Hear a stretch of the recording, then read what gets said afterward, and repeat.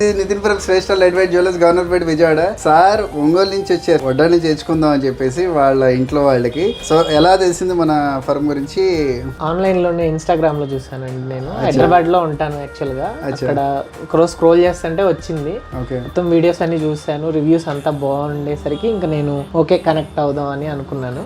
Okay, so online లో మీరు చూసిన దానికి డైరెక్ట్ గా వచ్చిన దానికి చాలా తేడా ఉంది. ఇక్కడ ఇంకా బాగుంది ఆన్లైన్ కంటే. నాకైతే నచ్చింది. మీ భయం అవన్నీ క్లియర్ అయిపోయింది. అన్ని ఉన్న డౌట్స్ అన్ని అడగగలిగాను. మీరు కూల్ గా చెప్పారు.